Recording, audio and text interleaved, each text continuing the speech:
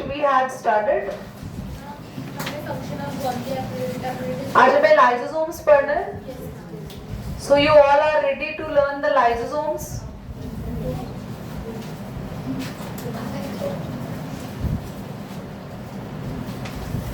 Make sure आप भी बेटा प्रिंट करा लो उसको, ठीक है? और ओके बच्चे, लाइसोसोम्स पढ़ाएंगे. और आरव आपने करा दिया? क्या कराना है? कब का है आपका इरादा? कल. These are membrane bound vesicular structure. बच्चों, लाइसोसोम एक स्पेरिकल स्ट्रक्चर होते हैं. प्रीत, I will ask from you. पूछूंगी आपने पढ़ा है नहीं पढ़ा, क्या सुना है, ध्यान सुनिए. लाइसोसोम्स एक मेम्ब्रेन बाउंड स्ट्रक्चर होते हैं, यानी उसके चारों तरफ मेम्ब्रेन होते हैं. नोट्स नहीं है? क्यों? कहीं दो है तो दे दो बेटा इस बच्चे को प्लीज. आप प्रीत के साथ बैठ जाओ, प्रीत के पास नोट्स है.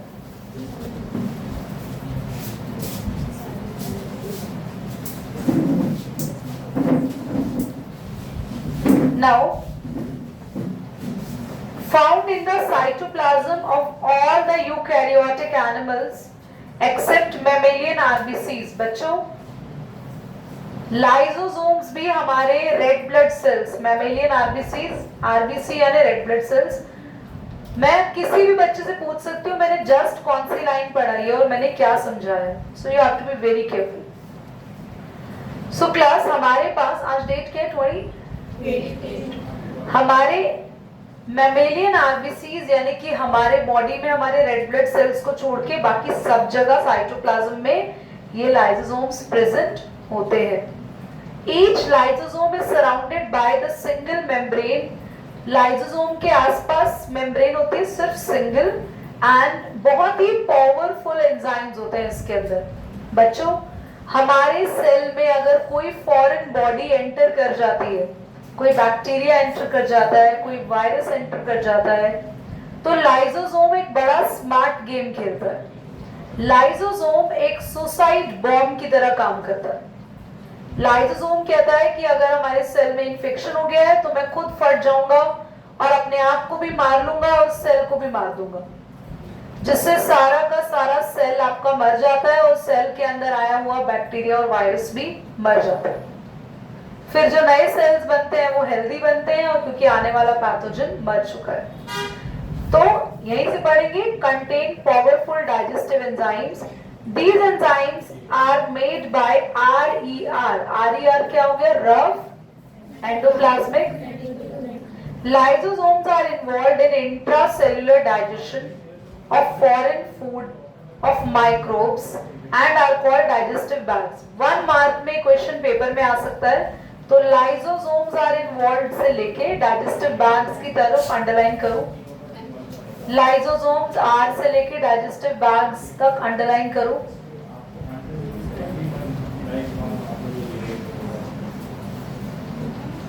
तो लाइसोसोम्स क्या है, ध्यान से सुने.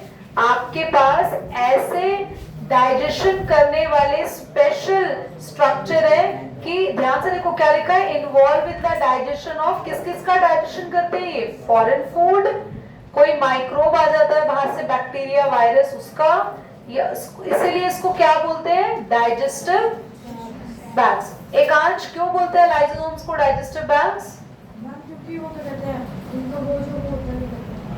वो अपने अंदर पावरफुल एंजाइम्स को कैरी करते हैं, जिनसे वो किसी भी फॉरेन फूड या माइक्रोब्स का डाइजेशन कर देते हैं. Now Givansh will answer why we call them digestive enzymes.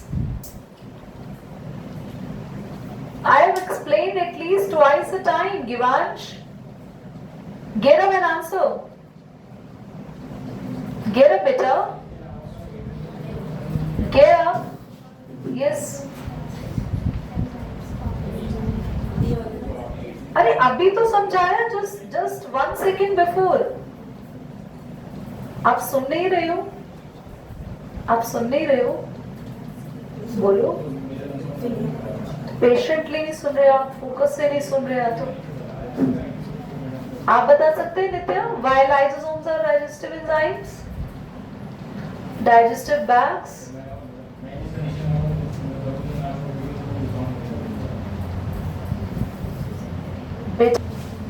पूरी क्लास इसको दोबारा सुनो और मैं अभी पूछूंगी आप लोगों से वापस। मैंने बोला लाइसोसोम्स के अंदर पावरफुल एंजाइम्स होते हैं। Lysosomes have powerful digestive enzymes. कौन से एंजाइम्स हैं Trisha?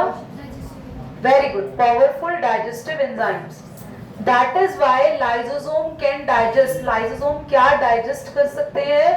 Foreign bodies, microbes etcetera, बाकी की चीजें। बताएंगे वंश। मैम वो powerful enzyme digest, powerful digestive enzymes carry करते हैं। वो क्या डाइजेस्ट करता है फिर lysosome?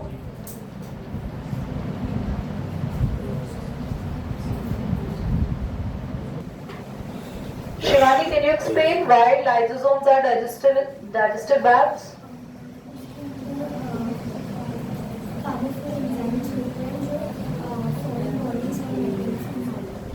Yes, Karthik. And because they contain powerful enzymes Digestive enzymes, and digestive enzymes.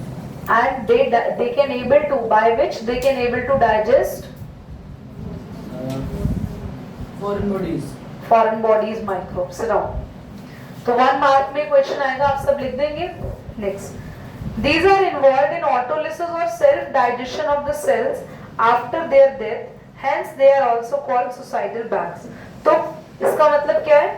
These are involved in autolysis. auto मतलब अपने आप और lysis मतलब ब्रेक। अपने आप ये ब्रेक कर लेते हैं, किसको? सेल्फ डाइजेशन कर लेते हैं, अपने सेल को खुद ब खुद ब्रेक कर लेते हैं जब हमारे सेल की डेथ हो जाती है, या फिर इसमें आप ऐड कर सकते हो जब हमारे सेल में इंफेक्शन फैल जाता है। सो क्लास, मैं लाइसोसोम को सुसाइडल बैग्स क्यों कहते हैं मैं अलग से भी लिखवा दूंगी, डोंट वरी। फिलहाल आपको समझ में आ गया होगा, कभी कभी जिस सेल में रहते हैं उसी को डाइजेस्ट कर जाते हैं और इनकी खुद की भी डेथ हो जाती है, जिस वजह से इसको क्या बोलते हैं? Suicidal bags. क्या बोलते हैं लाइसोसोम्स को? 100% आपके एग्जाम में क्वेश्चन आएगा। आगे बढ़ते हैं। Lysosomes are the kind of waste disposal system. Waste disposal system का मतलब हो गया हमारे बॉडी में जितना भी वेस्ट है सेल के अंदर, वो सब बाहर कौन निकालता है? लाइसोसोम। तो आप सबको लाइसोसोम समझ में आ गया। फटाफट से उसके फंक्शंस पर आते हैं। सबसे पहला function, destroy any foreign material. कोई भी फॉरेन मटेरियल, कोई भी बाहर का मटेरियल जो आपकी बॉडी में एंटर करता है, ये उसको क्या कर देता है? खत्म कर देता है। जैसे वायरस हो गया या कोई बैक्टीरिया हो गया। Second, help in removing the dead and worn out. Dead, जैसे मान लो आपके सेल के अंदर कोई भी ऑर्गेनल डेड हो गया, कभी भी हो सकता है कोई भी आपका सेल ऑर्गेनल डेड, तो उसको सेल से बाहर भी तो निकालना पड़ेगा ना। तो सेल का वेस्ट, सेल के डेड पार्ट सब बाहर कौन निकाल देता है? लाइसोसोम। फिर वो हमारे यूरिन के थ्रू एग्जिट कर जाते हैं। Next, they bring self destruction of a cell. कभी कभी खुद के सेल को मार लेते हैं बाय रिलीजिंग द एंजाइम्स। मैंने कहा था ना, इतने पावरफुल एंजाइम होते हैं कि ये बाहर रिलीज करते हैं और जिस सेल में ये रहते हैं उस सेल को ही खुद ब खुद क्या करते हैं? खत्म कर लेते हैं। And then they act like, किसकी तरह एक्ट करते हैं? सुसाइडल बैग्स इन डैमेज्ड और एजिंग सेल्स। तो किन सेल्स को ये मारते हैं? या तो सेल डैमेज हो गया हो, या सेल पे किसी बैक्टीरिया या किसी वायरस ने अटैक किया हो, या सेल में एजिंग हो गई हो। एजिंग हो जाती है ना, आपकी एजिंग की वजह से भी सेल पुराने मर जाते हैं, नए सेल्स ग्रो करते हैं, तो उसमें भी कौन रिस्पॉन्सिबल होता है? लाइसोसोम। एक बार मेरी रिक्वेस्ट है, सब बच्चे लाइसोसोम्स पढ़ो फटाफट, एंड फिर मैं माइटोकॉन्ड्रिया पढ़ाऊंगी। लाइसोसोम के बाद हमारा नेक्स्ट आता है, हाँ जी, सेकंड पॉइंट समझनी है आप। लाउड एक बार रीड करो, रीड करो। हाँ, तो ये डेड और वॉर्न आउट, और जो हमारे डेड सेल होते हैं, जो वॉर्न आउट सेल्स होते हैं, वॉर्न आउट का मतलब जो डैमेज हो गए, और जो हमारे वॉर्न आउट सेल के पार्ट्स भी होते हैं ना, उन सबको ये रिमूव कर देता है। मतलब इसका काम होता है हमारे सेल का सारा वेस्ट रिलीज कर देना बाहर। Is that clear? चलो नेक्स्ट है माइटोकॉन्ड्रिया। माइटोकॉन्ड्रिया में बोला है, these are rod shaped structure, तो बच्चों mitochondria are like this.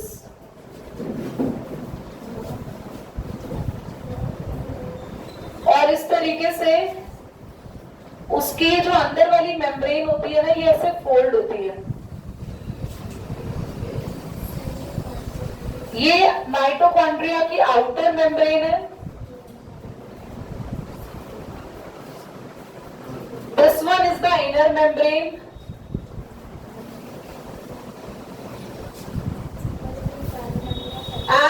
and in folds को, who is talking here? Who is talking? In folds को बोलते हैं cristae. And this liquid which is filled in the inner membrane is called matrix. Matrix या fluid. Also this mitochondria has their own DNA. This is the DNA. Mitochondria has its own DNA and they have their own, what is this? Ribosome. Nucleus कहाँ से आ गया? Ribosomes. Okay, आपको कुछ अलग से नहीं यहाँ पे बना रखा है. That is it. क्रिस्टल हो गया, matrix, DNA molecule, that is it. वो ऊपर ऐसा सेटअप अलग से बना रखा है, ऐसे कोई जरूरत नहीं, आप एक ही बना सकते हो. Mitochondria rod shape structure, outer membrane, inner membrane. ये फोल्ड्स होती है जिनका नाम होता है क्रिस्टे और पूरे लिक्विड को बोलते हैं मैट्रिक्स. राइबोसोम्स होते हैं इसके पास अपने खुद के और अपना खुद का क्या होता है इसके पास, डीएनए. आगे देखेंगे, रीड करेंगे. नाउ प्रेजेंट इन साइटोप्लाज्म, ये तो सबको पता ही है ना, हमारे सेल के लिक्विड में प्रेजेंट होता है ये. These are absent. These are also absent in prokaryote. बेटा एक तो एक लाइन मैंने स्किप कर दी. Accept mammalian RBC. सबसे पहले ये आपके सभी यूकैरियोटिक सेल में होता है. It is there in each and every, सारे के सारे यूकैरियोटिक सेल्स में होता है. एक्सेप्ट किसमें नहीं होता? आपके किसके आरबीसी में नहीं होता? मैमेलियन. मैमेलियन आरबीसीज, मतलब हम ह्यूमन बीइंग में नहीं होता. और मैमल में कौन कौन आता है? डॉग भी मैमल में आता है, मंकी भी मैमल में आता है, और काऊ, ये सब मैमल्स में आते हैं. हॉर्स, मैमल्स में, मैमल्स के आरबीसी में माइटोकॉन्ड्रिया नहीं होता. ठीक है. और इसके अलावा प्रोकैरियोटिक सेल्स जो बैक्टीरिया वगैरह है उनमें भी आरबीसीज नहीं होते. क्लियर हो गया? आगे बढ़ते हैं. The next one is, these are also absent in cardia. The outer membrane is very porous while the inner membrane produces a finger-like process is called cristae. ये जो outer membrane है ये porous होती है. porous का मतलब पता है? बोलो बच्चों, छोटे छोटे pores होते हैं, इनमें छेद होते हैं outer membrane में. पर inner वाली membrane जो है वो porous नहीं होती. उसमें बस क्या होते हैं? ये folds. और इन folds का नाम क्या होता है? cristae. Very good. हाँ.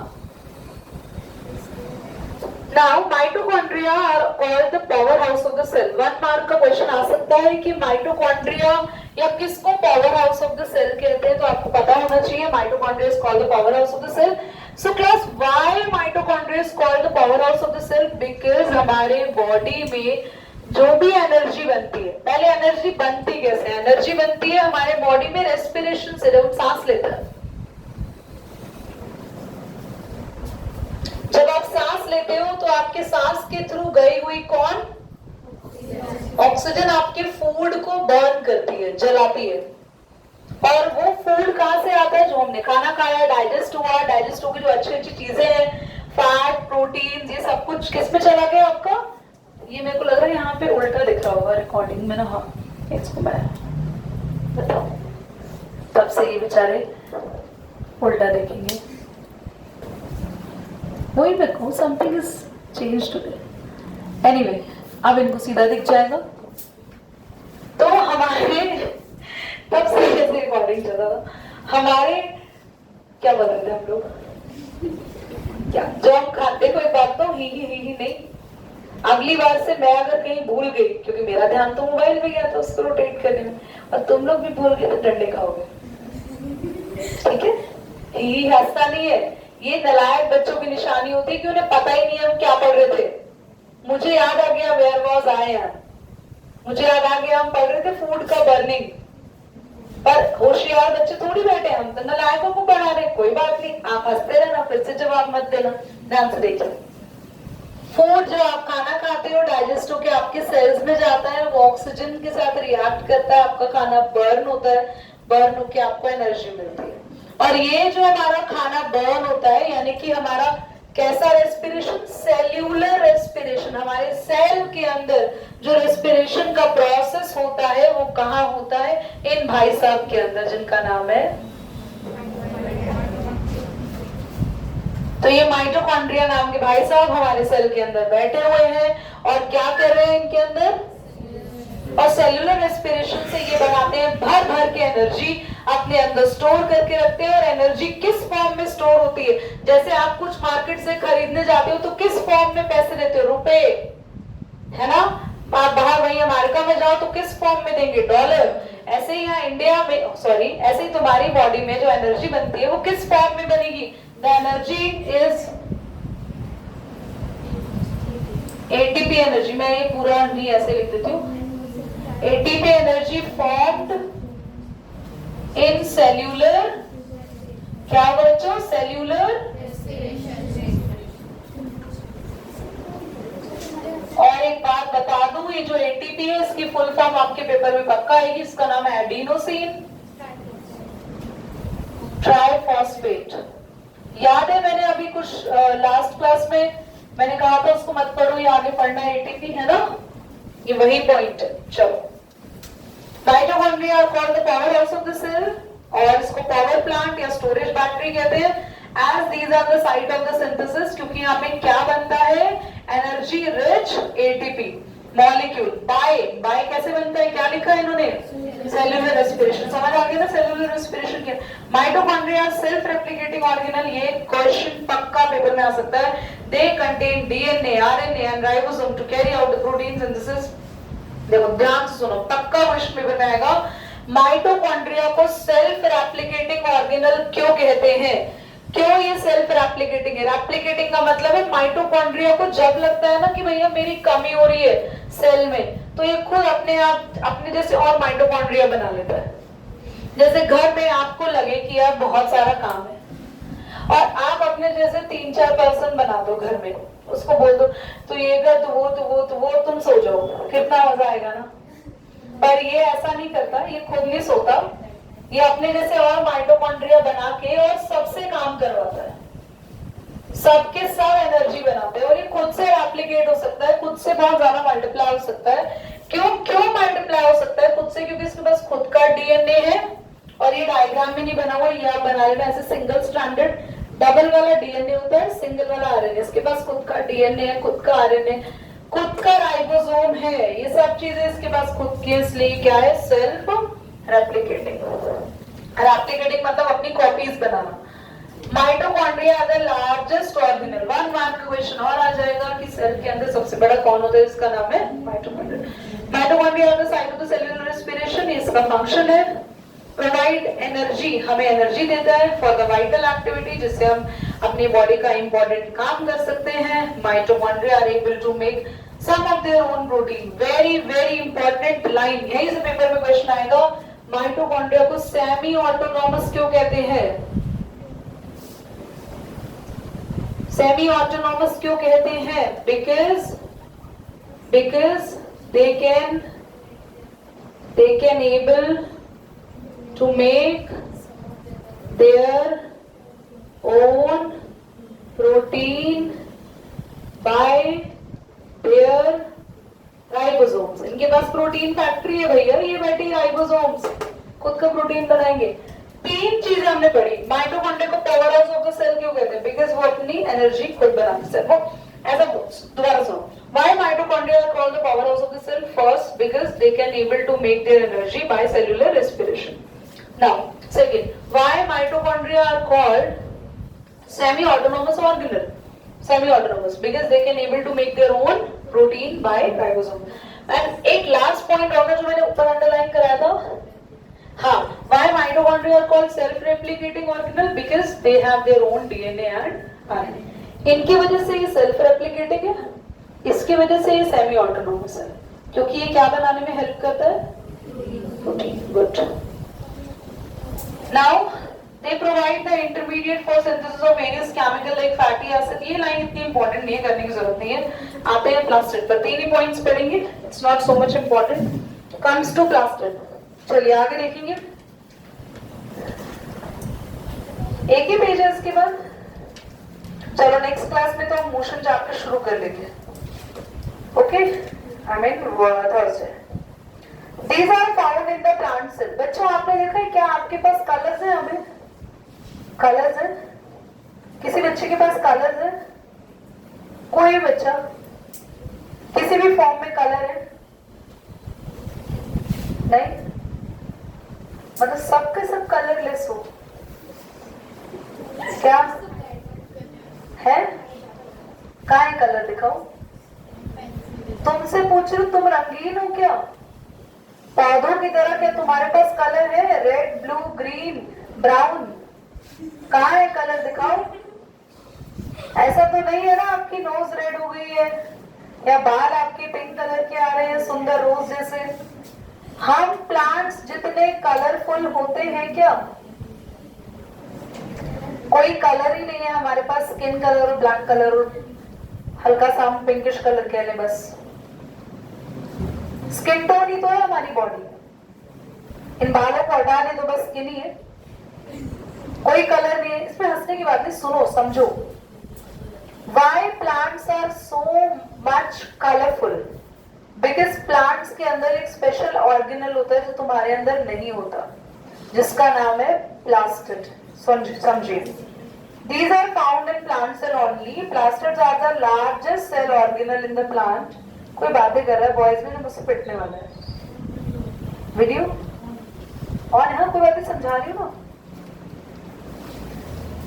On the basis of pigment in plastid, they are divided into 2 types of cells: the colorless leucoplast and the pigmented chromoplast। The colorless leucoplast store starch, oil, and protein granules, whereas the pigmented chromoplast have different colors, can have of several types। चलो मैं तुम्हें थोड़ा समझाती हूँ। देखो, सबसे पहले तो अभी मैं आपको टाइम दूंगी तब आप ये डायग्राम भी ड्रॉ कर लेना, ठीक है? और जो मैंने इंपॉर्टेंट बातें मार्क कराई हैं या लिखवाई हैं, आप चाहे तो लिख भी सकते हैं। ध्यान से देखो, प्लास्टिड की बात करें तो प्लास्टिड्स सिर्फ और सिर्फ ओनली इन प्लांट्स, उनके अलावा कहीं और नहीं होंगे। They are categorised into 2 types: leucoplast and chromoplast. Leucoplasts are colorless and they are colorful। Leucoplast का काम होता है, ये स्टोर करता है अपने अंदर, बेटा आपने देखो पढ़ा होगा, अभी रीड कराया मैंने, स्टार्च, ऑयल, यस, और क्या लिखा है वहां पे? प्रोटीन ग्रैन्यूल्स, है ना? प्रोटीन स्टार्च हो गया।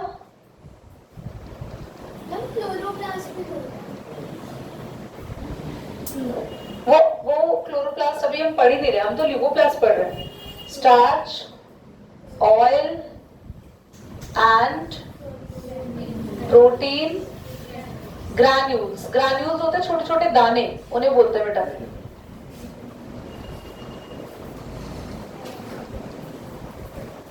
देखो, क्रोमोप्लास्ट की बात करते हैं हम। क्रोमोप्लास्ट वो होते हैं जो ऑल कलरफुल, बहुत सारे कलर्स होते हैं इनके पास। अब बहुत सारे क्रोमोप्लास्ट है, ज़ैंथोफिल है आपके में? नहीं, इतने सारे नहीं है, बस क्लोरोफिल के बारे में, अदर पिगमेंट, हाँ ये सब नहीं दे रखा, ज़ैंथोफिल, कैनाबिनॉइड्स नहीं, तुम लोग को सब इतना सब कुछ नहीं पढ़ना है, पायरेनॉइड्स और प्लस आपको सिर्फ और सिर्फ पढ़ना है अभी क्लोरोप्लास्ट के बारे में। क्रोमोप्लास्ट बड़े सारे टाइप के होते हैं, रेड कलर वाले अलग, ब्राउन कलर वाले अलग, ग्रीन कलर, अलग अलग कलर के अलग अलग टाइप के क्रोमोप्लास्ट होंगे। क्रोमोप्लास्ट क्या है? ये भी प्लास्टिड ही है। सेल के अंदर कलर का सेल होगा। तो एक क्रोमोप्लास्ट आपको मैं पढ़ा रही हूं, एक कलर का। तो एग्जाम्पल जो आपकी बुक में है, दैट इज क्लोरोप्लास्ट, जो कि क्या होता है, कंटेन करता है ग्रीन कलर पिगमेंट, और जिसका नाम भी है पता है, क्लोरोफिल। दोबारा से समझो, प्लास्टिड्स कितने टाइप के होते हैं, 2।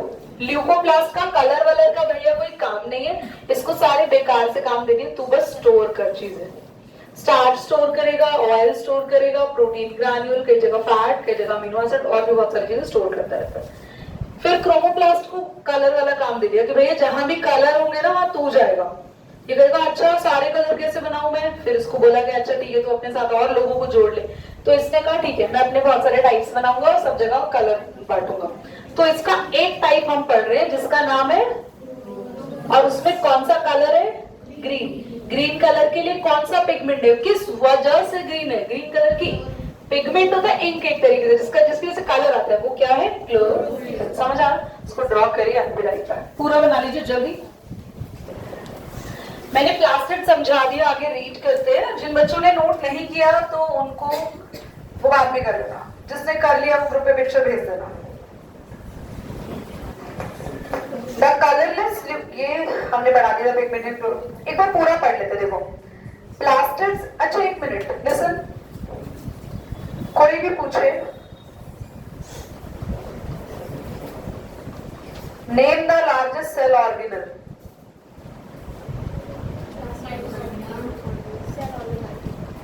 Name the largest cell organelle. Name the largest cell organelle, तो माइटोकॉन्ड्रिया लिखना है। पर अगर वो प्लांट मेंशन करे तो प्लास्टिड है। प्लांट में सबसे बड़ा प्लास्टिड, और अगर वो नॉर्मली पूछे तो आपको सिर्फ माइटोकॉन्ड्रिया लिखा है। तो name the largest cell organelle, but in plants. Now, on the basis of pigments present in plastid, they are divided into two types: the colorless leucoplast and the pigmented, जिनमें colour होते हैं, chromoplast. The colorless leucoplast, मैंने बता दिया, store करते हैं starch, oil, protein granules, whereas the pigmented chromoplast जो होते हैं have different colors or can be of several types. जो क्रोमोप्लास्ट होते हैं वो अलग अलग कलर्स के हो सकते हैं, अलग अलग टाइप्स के हो सकते हैं, जिसमें से मोस्ट इंपॉर्टेंट जो है, जो क्लोरोफिल पिगमेंट कंटेन करता है, नोन एज क्लोरोप्लास्ट। क्या क्या काम करता है, जरा क्लोरोप्लास्ट के फंक्शन जान लेते हैं ठीक से अबे। Which is responsible for the preparation of food by photosynthesis. आपके प्लांट्स में जो फोटोसिंथेसिस होती है, अंडरलाइन कर लो, उसको क्लोरोप्लास्ट के अंदर ही परफॉर्म होना होता है। आपको पता है प्लांट में आपके सेल की किचन क्या है, kitchen of plant cell, chloroplast. Kitchen of plant बोले, किचन ऑफ प्लांट तो लीव्स, खाना लीव्स में बनता है, पर लीव्स में भी सेल में बनता है, और सेल में भी कहां बनता है, chloroplast. Kitchen of plant cell, chloroplast. Now from now, अगर मैंने किसी भी क्लास में बच्चे को क्लास में च्युइंगम खाते हुए देख लिया, दिस इज द डेडलाइन, वो बच्चा अगले 2 डेज के लिए रेस्टिकेट होगा ट्यूशन से। बच्चा अगले 2 दिन तक ट्यूशन नहीं आएगा। It's a clear indication from my side.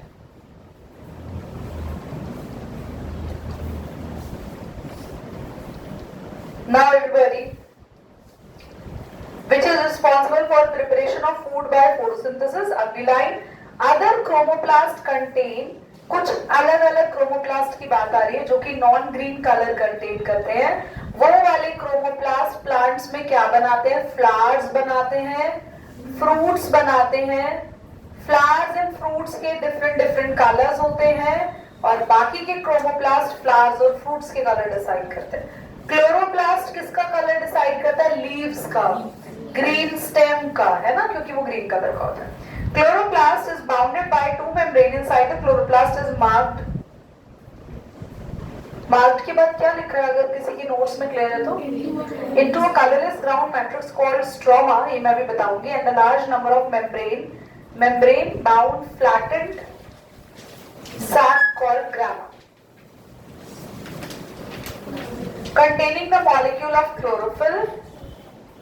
Stroma contain the variety of photosynthetic enzyme, DNA, RNA and ribosomes. चलो प्लास्टिड के फंक्शन पढ़ते हैं, वैक्यूल पढ़ना है, राइबोसोम्स पढ़ना है, पेरोक्सिसोम और सेंट्रोसोम में चेक करोगे आपके फंक्शन में है या नहीं, तो पढ़ाएंगे, नहीं तो नहीं। और एक छोटी सी चीज सेल डिवीजन मुझे इसमें लिखवाना है, माइटोसिस मेयोसिस के बारे में, तो ये चैप्टर आपका ऑलमोस्ट कंप्लीट ही हो गया। क्लोरोप्लास्ट मैं बोर्ड पर समझा देती हूँ और इसके प्लास्टिड के फंक्शन पहले मुझसे समझ लो, फिर मैं क्लोरोप्लास्ट बोर्ड पे समझा रही हूँ। वैक्यूल से हम लोग नेक्स्ट क्लास में पढ़ लेंगे। सुनो, फंक्शन ऑफ प्लास्टिड में पहला फंक्शन, ल्यूकोप्लास्ट क्या करता है बच्चों? स्टोर करता है। क्या क्या स्टोर करता है? Starch, oil, protein Granules. Chromoplast क्या करता है? कलर देता है। किसको? फ्लावर्स को, फ्रूट्स को। अगर कलर नहीं होता तो बच्चों पॉलिनेशन नहीं होगा। पता है पॉलिनेशन क्या होता है?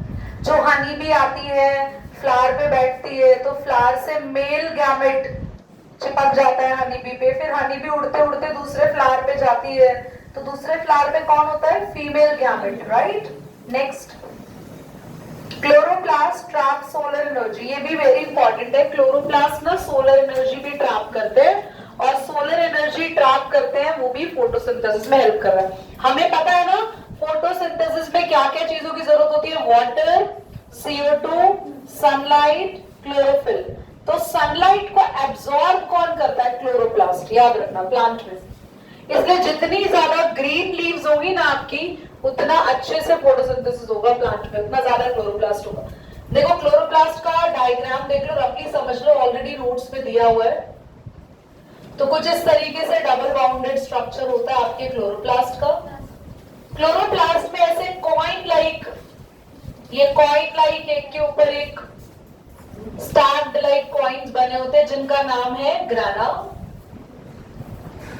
और ये जो क्लोरोप्लास्ट में सारा लिक्विड है, that matrix, that liquid is called stroma. और इसमें भी खुद का अपना क्या होता है? डीएनए। तो बच्चों इसको भी सेमी ऑटोनोमस ऑर्गेनल कह सकते हैं। सेमी ऑटोनोमस, इसमें भी खुद का राइबोसोम होता है, खुद के प्रोटीन बना सकता है अपने आप ही। डीएनए होता है इसमें, खुद का अपना आरएनए होता है, और खुद के अपने क्या होते हैं? राइबोसोम। तो ये सारी चीजें होने की वजह से, मेन तो राइबोसोम है, राइबोसोम होने की वजह से क्लोरोप्लास्ट भी अपना प्रोटीन खुद बना सकता है माइटोकॉन्ड्रिया की तरह। इसीलिए क्लोरोप्लास्ट को भी सेमी ऑटोनोमस ऑर्गेनल कहते हैं। समझ में आ गया? और क्लोरोप्लास्ट भी सेल्फ रेप्लिकेटिंग है। सेल्फ रेप्लिकेटिंग क्यों? क्योंकि क्या है इसके पास? डीएनए आरएनए की वजह से क्या होता है? Self replicating. और राइबोसोम की वजह से क्या होता है? जल्दी बोलो, प्रोटीन बनना, उसको क्या बोलते हैं? क्या होता है वो? Semi autonomous. राइबोसोम की वजह से माइटोकॉन्ड्रिया एंड क्लोरोप्लास्ट क्या है? सेमी ऑटोनोमस, क्योंकि अपना प्रोटीन खुद बना देता है। और डीएनए आरएनए की वजह से अपने आप को डिवाइड कर सकते हैं, अपने नंबर बढ़ा सकते हैं, तो इन्हें क्या बोलते हैं? Self replicating organelle. समझ में आ गया? दो नाम है इनके, सेमी ऑटोनोमस क्योंकि प्रोटीन बनाते हैं, इनमें राइबोसोम्स हैं, और सेल्फ रेप्लिकेटिंग क्योंकि डीएनए आरएनए अपनी जैसे खुद अपने नंबर्स इंक्रीज करता है। अब वैक्यूल और छोटे छोटे 2 पार्ट्स और रह गए, नेक्स्ट में करेंगे, और पक्का नेक्स्ट क्लास में मोशन चैप्टर भी मैं स्टार्ट करा दूंगी।